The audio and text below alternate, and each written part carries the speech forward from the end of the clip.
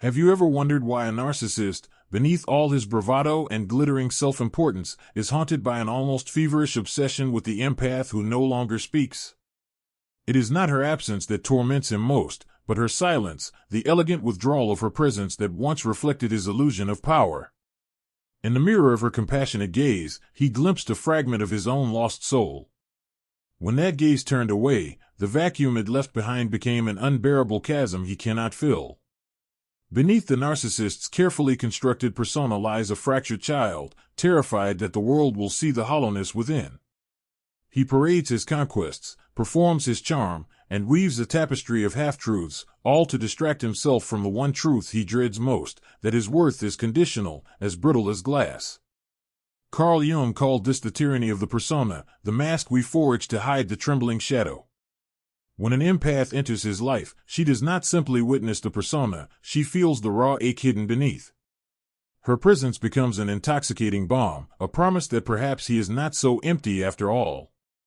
But the empath, by nature, carries her own ancestral wound, the archetype of the healer who forgets to heal herself. She becomes the quiet priestess, tending to the brokenness of others, believing that if she can just love enough, sacrifice enough, she might finally be worthy of love herself. The narcissist senses this vulnerability with predatory precision. He tastes the sweetness of her need to be needed. He savors the way she offers herself, like an open vessel ready to contain all his rage and longing. To him, her empathy is both a drug and a confession of her own hidden ache. In the early days, there is an exquisite dance. He lures her with 1,000 mirrored affirmations. She feels seen in ways she never imagined possible. He reflects her most radiant qualities back to her, only to later claim them as his own. Slowly, insidiously, he begins to devour her identity, feasting on her devotion until her once luminous spirit is dulled by confusion and shame. But it is not until she falls silent, when she finally withdraws her light, that he discovers how fragile his grandiosity truly is. Imagine him alone in the night, replaying each moment she smiled with genuine warmth. In her absence, he is left with nothing but the echo of that smile, a ghostly reminder that no amount of conquest can fill the abyss within. Her silence is more condemning than her words ever were. It exposes the one thing he cannot bear to face. The mirror is gone, and he is left to confront the unadorned emptiness of his own reflection. The Stoics would say that a man is only disturbed by his judgments of things, never the things themselves. Marcus Aurelius wrote, "If you are distressed by anything external, the pain is not due to the thing itself, but to your estimate of it." So too with the narcissist, he is not tormented by her silence itself, but by what it symbolizes, that she has stepped beyond the gravitational pull of his ego, beyond the realm where his validation defines her worth. She has remembered some ancient truth about herself that he can no longer touch. And you, if you have walked this path, know this in your bones. When you finally ceased explaining, ceased defending, ceased trying to prove your goodness, you became untouchable. Your silence became a sanctuary he could not breach. It is a sacred alchemy, this moment when the empath stops giving and instead becomes a witness to her own reclamation. In that stillness, she meets the child within her who once believed love was earned by sacrificing her voice. She sees the pattern stretching back across generations, mothers who swallowed their sorrow, fathers who demanded more than they could ever give, lovers who turned tenderness into a transaction. Carl Jung spoke often of the individuation process, the lifelong unfolding of the self that requires us to embrace the shadow rather than deny it. In withdrawing from the narcissist, the empath begins this sacred journey. She no longer needs to heal him to feel whole. She no longer confuses enmeshment with intimacy. And though the narcissist will rage against her silence, projecting all his unclaimed shame onto the void where her devotion once stood, she will remain unmoved. For the first time, she will understand that true power is not found in convincing the broken to love you. It is found in loving yourself so completely that you can walk away without a word. In the hush that follows her departure, the narcissist is left with the deafening roar of his own unintegrated shadow. He will search for her in the faces of other women, trying to recapture the warmth she once offered so freely. Yet every new conquest is a hollow echo, for none will mirror back to him the same tender reverence that her spirit radiated. He will find himself tormented by visions of her calm, remembering the unspoken understanding that once existed between them, an understanding he squandered in his ravenous quest to consume her light. This is the hidden cost of exploitation. When a narcissist devours the empath's gifts, he fails to recognize that her love was never an entitlement but a grace. It was a privilege to be met with such unguarded presence, to be held without judgment in the fragile hours of night when his bravado slipped away. Her compassion offered him a glimpse of wholeness, a fleeting sense that perhaps he was not condemned to remain a prisoner of his own insufficiency. And when that presence dissolves into silence, it is as though the last fragile bridge to redemption has been incinerated. He is left stranded in the wasteland of his own making. The empath's silence is not merely the absence of words, it is a potent declaration of worth. In her refusal to continue the cycle, she becomes an archetype of the sacred feminine reclaiming her own sovereignty. No longer does she exist to reflect a man's illusions or bind herself to his unhealed wounds. In her quiet departure, she embodies the soul's ancient wisdom that love can never be sustained by self-abandonment. The Stoics would call this a return to nature, a homecoming to one's essential self. Seneca wrote, "He who is brave is free," and so the empath, in her final act of stillness, becomes freer than she has ever been. Yet freedom is not born without pain. There is a grief that follows the severing of these bonds, an ache that feels as though it reaches back into the marrow of one's ancestors. For the empath, this grief is not only for the relationship lost, but for all the time she betrayed herself in the hope that someone would finally see her. It is a sorrow carved by lifetimes of believing that love must be earned through sacrifice. To stand in that silence is to confront every hidden fear, that she is unlovable when she is no longer giving, that she will be abandoned if she no longer bends her spirit to soothe another's chaos. But in this crucible, something miraculous begins to unfold. As she allows herself to feel the fullness of that grief, without numbing, without fleeing, she reclaims each fragmented part of herself that was bartered away. She recalls the girl she once was, luminous and unashamed, before the world taught her that love was a battlefield. She gathers her softness like a mantle, not as a weakness but as her most profound strength. And in this gathering, she becomes the embodiment of Jung's individuation, the union of shadow and light, the reconciliation of all her lost selves. Meanwhile, the narcissist circles the memory of her like a restless ghost. He cannot release the fixation because her silence is a wound to his ego that will never fully close. He will search for explanations, imagining elaborate justifications for why she disappeared. He will invent stories to make sense of the emptiness she left behind, anything to avoid the terrifying possibility that she simply awakened to her own value. In this, the narcissist is ensnared by his own unexamined psyche. His obsession is a mirror of his refusal to confront the darkness he has always projected outward. If you have ever stood in the quiet aftermath of such an entanglement, you understand this truth. You know the peculiar blend of loss and liberation, the bittersweet awareness that while part of you still aches for the dream of what could have been, a deeper part knows that the dream was never real. The empath's love was real, her devotion was real, but the fantasy that she could heal him by dissolving herself was the illusion. And once the illusion dissolves, there is no going back. The silence becomes a threshold to a life unburdened by the compulsive need to prove one's worth. Jung taught that the human soul is driven by the desire for wholeness, an irresistible call to integrate what has been denied. For the empath, this means no longer exiling her own needs in service of someone else's unhealed story.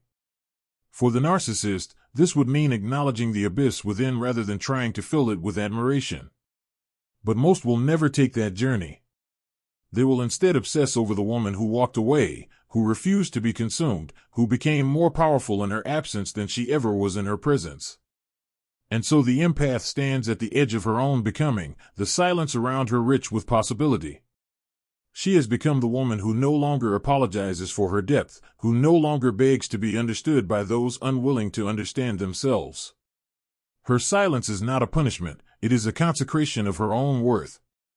There is an ancient, almost mythic power in a woman's silence, a hush that does not signify defeat but a luminous refusal to betray herself any longer. When the empath finally ceases to explain, to soothe, to prove her love to a man unwilling to do the same inner work, she embodies what Carl Jung called the withdrawal of projections. All the longing she once cast upon him like a spell returns home to her own heart. And in that quiet reclamation, something unshakable begins to take root. The narcissist feels this withdrawal like a wound. His obsession with her silence is not born of love, but of the unbearable vacuum where her validation used to be. He is no longer reflected as grand, adored, or special. The mirror has shattered, and all that remains is the unmediated glare of his own unredeemed shadow. He cannot fathom how she slipped from his grasp, how the woman who once answered every accusation with gentle understanding now offers only a stillness he cannot penetrate. In his mind, her silence must be a game, a tactic to punish him, because he cannot imagine a reality in which she has simply evolved beyond his reach. If you are this woman, you know how many nights you spent questioning whether you were cruel for finally protecting your own spirit. You remember the way he pressed against your boundaries with elaborate justifications, how he twisted every plea for respect into an accusation of your insufficiency. The narcissist feeds on a subtle transaction, your willingness to doubt yourself so he never has to doubt himself. And when you stopped participating in that ritual, you ended the spell. What remains now is the raw, holy truth. You no longer require his validation to know your worth. The Stoics believed that the greatest freedom lies in disentangling oneself from the tyranny of externals. Epictetus wrote, "No man is free who is not master of himself." In your silence, you have become master of the only domain you were ever meant to govern, your own mind, your own heart. The narcissist, for all his elaborate strategies, remains enslaved to his craving for admiration. It is why he will return to the memory of you again and again, hoping to decipher how he lost control over the woman who once gave so willingly. He will skim the remnants of your relationship, searching for evidence that you still care. A half-forgotten text. A fleeting glance. A rumor that you asked about him. Each scrap becomes proof to feed the fragile edifice of his ego, the desperate need to believe he was too important to be left behind. But the deeper torment comes from the knowledge that no matter how he twists the narrative, you did leave, and you left not because you stopped loving him but because you started loving yourself. This distinction is what haunts him. In his private hours, he may confess to no one that he misses your softness, your capacity to forgive, your almost supernatural ability to understand him when no one else did. Yet he will never admit that the real loss is not your affection, it is the loss of the mirror that let him pretend he was whole. In this way, your silence becomes both his punishment and his unacknowledged teacher. It is the unspoken lesson that no amount of external adoration can fill the wound of self-rejection. For you, the silence is not empty. It is a sanctuary where you finally meet the parts of yourself you abandoned to keep his love. It is where you remember the dreams you put aside, the desires you silenced, the vibrant edges of your personality you softened to avoid conflict. You begin to realize that your empathy was never the problem. It was the way you weaponized it against yourself, turning compassion into a form of self-erasure. In reclaiming your voice, even through the eloquence of your silence, you are resurrecting every fragment of your spirit that was lost in the transaction. Carl Jung understood that the journey of individuation requires an uncompromising confrontation with the shadow. For the empath, the shadow often holds the terror of being alone, the dread of being unchosen. But there comes a moment when she recognizes that solitude is not abandonment, it is a clearing, a return to sacred ground where she can stand unencumbered by the projections of the wounded. In that space, she discovers a paradox: the less she tries to be understood, the more she understands herself. Meanwhile, the narcissist will try to provoke a reaction, any reaction, because it confirms he still has an invisible tether to her heart. He will feign remorse, craft elaborate apologies, or ignite the embers of old arguments. He does this not out of love but out of an existential need to escape the silence her absence creates. Because that silence is not merely the loss of an audience, it is the loss of an identity propped up by her endless giving. And so, while he circles the memory of her in obsessive patterns, she continues her quiet transformation. Each day, her silence becomes less about him and more about her own rebirth. There is a strange and solemn beauty in this rebirth. When the empath surrenders her role as caretaker of another's unclaimed sorrow, she emerges into her own life with a gravity that cannot be faked or stolen. Her silence becomes a kind of consecration, a vow that she will no longer barter her peace for the crumbs of conditional affection. And the narcissist, for all his posturing and his unrelenting need to be significant, will never comprehend how deeply she has outgrown the story he keeps trying to replay. Imagine him pacing in the dark corners of his own psyche, compulsively replaying the final moment he saw her eyes go quiet. That moment was the death knell of his illusion, the instant he realized she no longer believed the myth of his omnipotence. For the narcissist, her silence represents something more annihilating than anger. It is indifference, the one force he cannot seduce or manipulate. Rage can be inflamed, affection can be rekindled, but indifference is a sealed door.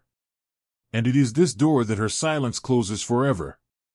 You may wonder why your stillness unsettles him more than any accusation ever could. It is because your silence is the first time he has been forced to hear the sound of his own emptiness without interruption. When you were with him, your empathy worked like a dam, holding back the floodwaters of his buried self-loathing.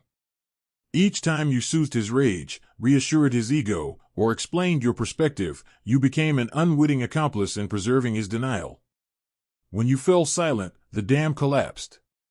All the disowned parts of himself came roaring up to meet him, and he was forced to reckon with what he has always been, a man who fears he is nothing without an audience. Yet this reckoning is also your liberation. The moment you stop performing for his validation is the moment you step out of the archetype of the martyr and into the archetype of the sovereign.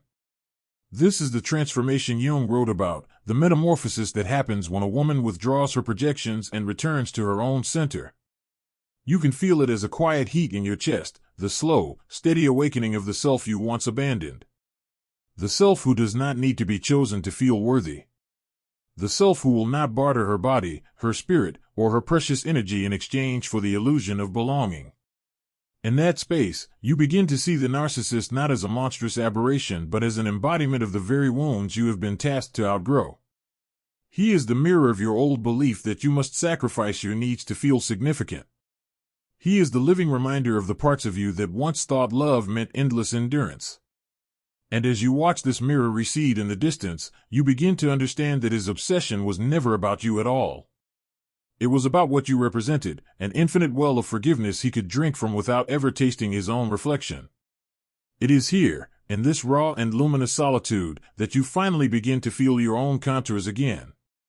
You recall the woman you were before you learned to bend yourself into the shape of another's hunger. You remember the way your laughter used to rise unbidden, how your curiosity made your eyes spark with life. Each moment you refuse to break the silence is a moment you reclaim these lost treasures. You are no longer the reflection of his need, you are the embodiment of your own becoming.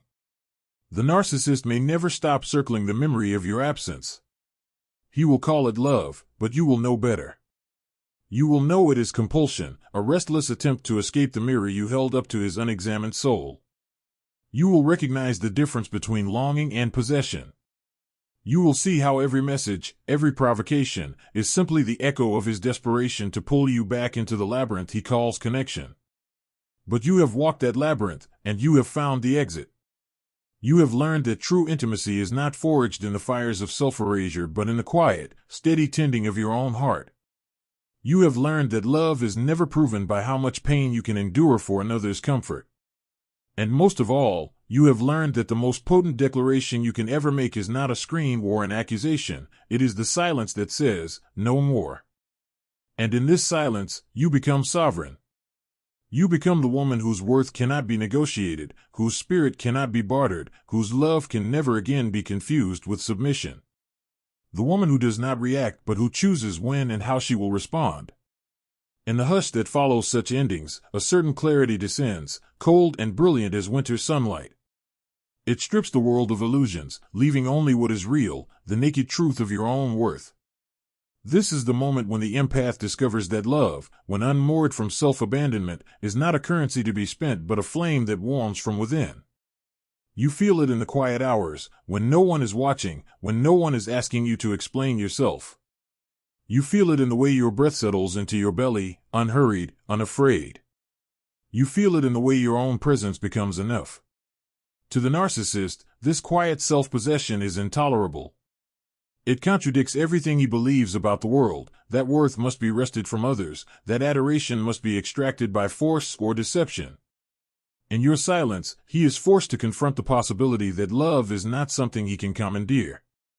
That it is, in fact, the one force that eludes his control. This realization does not soften him, it makes him frantic. For the narcissist, obsession becomes a ritual of self-soothing, a way to convince himself that he is still relevant to you, still lodged somewhere in your psyche. He will search for signs that you are unsettled by the void he left behind, hoping your discomfort will confirm that he mattered more than your own peace. But your silence is not discomfort. It is a declaration. It is the invisible threshold between who you once were, a woman willing to be consumed, and who you are now, a woman who cannot be devoured. The Stoics taught that suffering is not inflicted by external events but by the stories we tell ourselves about them. So you cease telling yourself the story that you were abandoned because you were unworthy. You stop believing the myth that your love failed to save him. You realize that what he called love was only ever a transaction, a hunger dressed up as devotion. And you begin, at last, to tell the only story that matters, that you have always been enough, exactly as you are. Carl Jung spoke of the anima and animus, the feminine and masculine energies that dwell within every psyche. In your silence, you reunite these energies. The fierce clarity of your inner masculine stands guard over the tender wisdom of your feminine. You become both the sentinel and the sanctuary. No longer will you fracture yourself to fulfill the fantasies of a man who refuses to meet you in your wholeness. No longer will you confuse your capacity for compassion with a mandate to be endlessly available. As the narcissist drifts further from your orbit, his obsession begins to feed on itself. He may tell others that you were cold, unfeeling, disloyal. He must recast you as the villain in the story, because to admit the truth, that your departure was the most honest act of love you could offer, would unravel the fragile tapestry of his identity. He would rather cling to resentment than face the aching fact that he was never abandoned by you. He was abandoned by himself. And you, standing alone in this sacred quiet, will begin to feel something like gratitude. Not for the pain, but for the way it cracked you open, forced you to confront every hidden fracture within you. For the way it taught you to hear your own voice, not as an echo of someone else's desire, but as a clear and resonant truth. You will look back and see that the silence you once feared was your greatest ally, the teacher that never raised its voice but spoke in the language of your own becoming. There is a dignity in this kind of ending that no reconciliation can rival. It is the dignity of knowing you did not collapse into bitterness, that you did not twist yourself into a shape that could be tolerated. It is the dignity of remembering that your worth was never negotiable. While he obsesses over the memory of your kindness, you rise each morning with the quiet certainty that you have nothing left to prove. And if ever you feel the pull to break the silence, to remind him of your love, to soothe the disquiet you sense still raging inside him, remember this: his healing was never your burden to carry. His transformation was never yours to orchestrate. Your empathy was a gift, not an obligation. Your departure was not a failure but a benediction. And your silence is not a punishment but the purest form of respect, for him, for the path he must walk, and above all, for yourself. In this final crossing from entanglement to emancipation, the empath becomes something the narcissist can neither comprehend nor eclipse, an unclaimed woman. Unclaimed by any story that insists she must be endlessly pliant, unclaimed by any man who cannot meet her in mutual devotion, unclaimed by the voices that once insisted her value depended on how well she could rescue the broken. This is the final paradox he cannot bear, that the woman who once gave everything now needs nothing he has to offer. And so he will revisit the past with obsessive precision, sifting through every word she ever spoke, every look she ever gave. He will replay the moments she reached for him with open hands and open heart, trying to decode when and how she slipped beyond his grasp. He will tell himself she is cold, that she is vengeful, that she is punishing him with her silence. But deep in the unlit chamber of his private despair, he knows the truth: she is not punishing him. She is simply done. The difference between these two realities is a chasm he cannot bridge. To the narcissist, a woman's devotion is his due. Her emotional labor is his inheritance. Her tenderness is the prize he expects to collect in perpetuity. When she vanishes into her own sovereignty, he is left not merely without an audience but without an identity. The mask begins to crack. The old illusions lose their power. And the emptiness he has always carried grows loud enough to drown out every story he once told himself about how special he was. If you are the woman who has walked away, you know this feeling intimately, the tug of guilt braided with a strange, quiet elation. You feel the ghost of your old self reaching back, tempted to return, to explain, to reassure him that he was loved once, even if he could not love in return. But your new self, the self forged in the furnace of that love, holds her ground. She knows that returning would not soothe either of you. It would only resurrect a story that was never capable of ending well. Carl Jung taught that we must make the darkness conscious or risk being ruled by it forever. In the narcissist's world, every relationship is an unspoken contract to keep the darkness hidden. But the empath's silence tears up the contract. It calls the shadow by name. It proclaims that she will no longer participate in the masquerade. And this is why he cannot forget her, why her absence feels more significant than any presence he has ever known. Her silence reveals him to himself. There is something almost sacred in this revelation, though he may never recognize it as such. The woman who was once his greatest source of validation becomes his greatest teacher, not through words, not through pleas, but through the quiet finality of her departure. She shows him that a life built upon the consumption of another's light is a life without substance. She becomes the unspoken question he must answer: what remains when no one is left to adore you? Meanwhile, the empath learns to adore herself. Not in the performative way the narcissist once demanded, but in the private, luminous way that requires no witness. She learns to rise each day without waiting for someone else to declare her worthy. She learns to cherish the contours of her own soul, the way her tenderness persists even after all it has endured. She learns that true love does not require her to disappear. In this way, the silence becomes her chrysalis. Inside it, she transforms from the woman who needed to be chosen into the woman who chooses herself. From the woman who needed to be understood into the woman who understands her own value without external confirmation. From the woman who once believed that love meant sacrifice into the woman who knows that love without self-respect is only a slow extinction of the spirit. And in this quiet metamorphosis, she is no longer haunted by the question of why he could not love her. She sees at last that he was never capable of loving anyone, least of all himself. She feels a tender sorrow for the boy he once was, the boy who learned to perform instead of feel. But she does not mistake that sorrow for obligation. She does not confuse her empathy with a responsibility to stay. The narcissist may spend years revisiting the memory of her. He may obsess over her silence as though it were a puzzle he could eventually solve. But she will not be solved. She has become a mystery he has no map to navigate. A woman who no longer waits at the threshold of his understanding, who no longer begs to be seen. The empath who heals doesn't react, she remembers who she is and responds with silence.